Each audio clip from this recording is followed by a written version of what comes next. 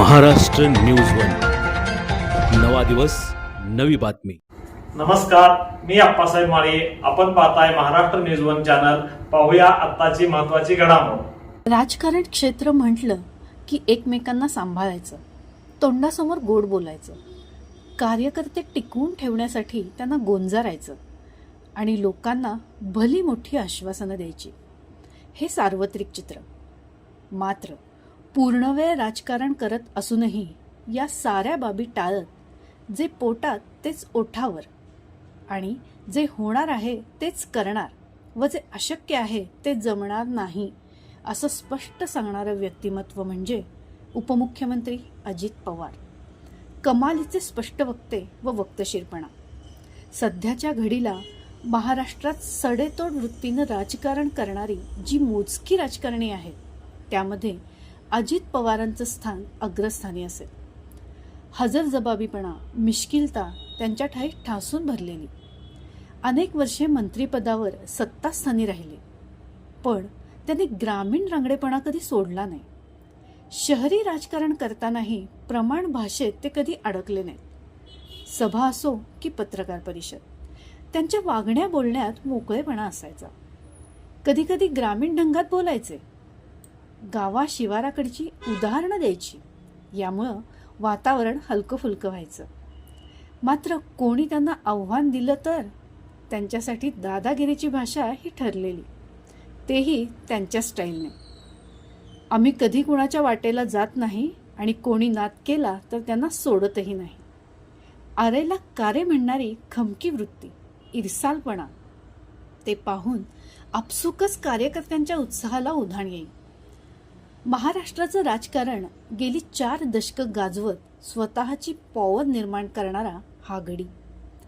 22 जुलै 1959 रोजी त्यांचा जन्म.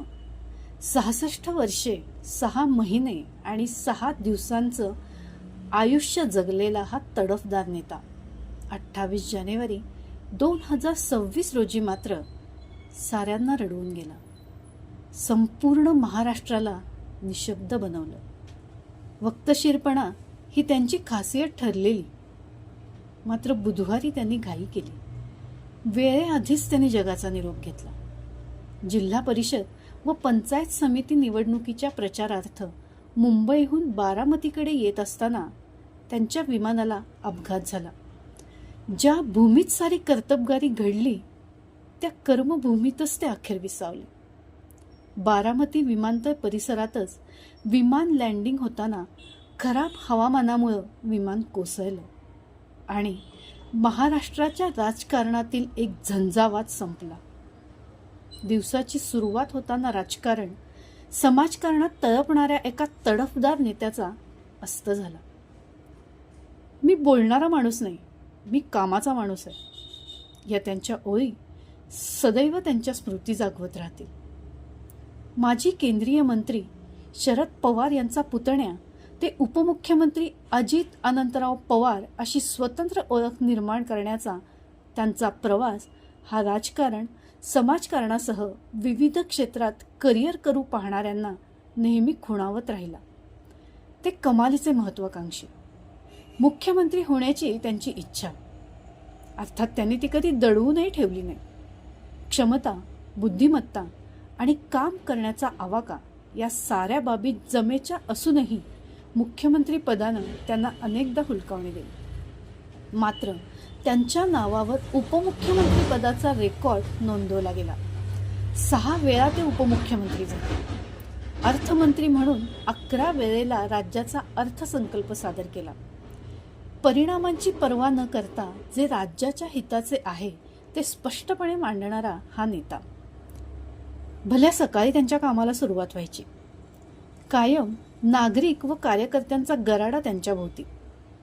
त्यांनी कधी कोणत्या कार्यक्रमाची वेळ चुकवली असं कधीच घडलं नाही.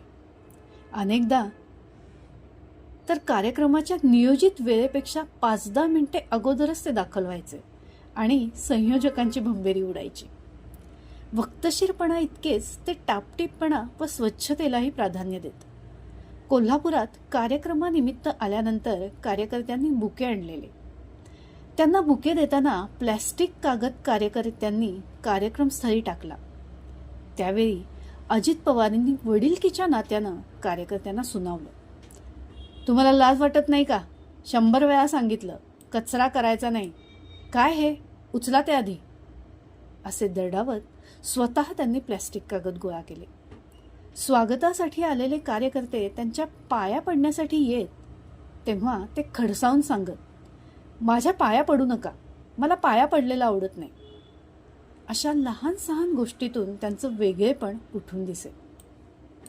आमदार, खासदार, विरोधी पक्षनेते, जलसंपदा, अर्थमंत्री, उपमुख्यमंत्री अशी विविध पदावर त्यांनी काम केलं. राजकारणात, समाजकारणात त्यांच्यावर टीकाही झाली. सिंचन घोटाळ्यात त्यांच्यावर 70,000 कोटी रुपयांच्या भ्रष्टाचाराचा आरोप झाला. राज्य बँक घोटाळ्यातही त्यांचं नाव खराब झालं. ज्यांनी भ्रष्टाचाराचे, घोटाळ्याचे आरोप केले, पुढे त्यांनीच अजित पवारांना सत्तेत सामील करून घेतलं.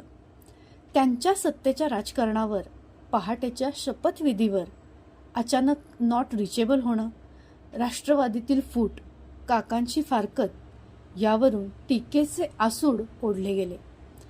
पण ते कधी डगमगले नाहीत. जे मनाला पटेल, योग्य वाटेल तेच करत नव्या दमाने ते पुन्हा कामाला सुरुवात करत, कार्यकर्त्यांना वेळ देत, नागरिकांच्या प्रश्नाची सोडवणूक करत, झटपट निर्णय आणि पटापट काम ही त्यांची पद्धत. यासाठी ते प्रसंगी अधिकाऱ्यांना फैलावर घेत. त्यांच्या अशा कार्यशैलीमुळे राज्यभर त्यांना मानणारा वर्ग निर्माण झाला. कार्यकर्त्यांना वेळ प्रसंगी दमबाजी करणाऱ्या अजित पवारांनी द्वेषाचं राजकारण मात्र केलं नाही. राजकीय मतभेद असले तरी मनभेद होऊ दिला नाही. भाजपासोबत सत्तेत सामील होण्यावरून त्यांच्या भूमिकेवर प्रश्नचिन्ह उपस्थित केलं. मात्र त्यांनी भाजपसोबत सत्तेत भागीदार होत असताना स्वतः राष्ट्रवादीच्या डझनभर मंत्र्यांना सुरक्षित केलं. ज्यांनी आरोप केले त्यांच्या मांडीला मांडी लावून सत्तेत वाटा मिळवला. राज्याच्या राजकारणात स्वतःची ताकद निर्माण करणाऱ्या या नेत्याची संसदीय कारकीर्द ही 1991 मधील लोकसभेपासून झाली. ते खासदारही होते. विकासाचे बारामती पॅटर्न निर्माण करण्यात जेवढा शरद पवार यांचा हात आहे, तितकाच वाटा अजित पवार यांचाही आहे. या काका पुतण्यांनी महाराष्ट्राचे राजकारण, समाजकारणावर अनेक दशकं हुकूमत गाजवली.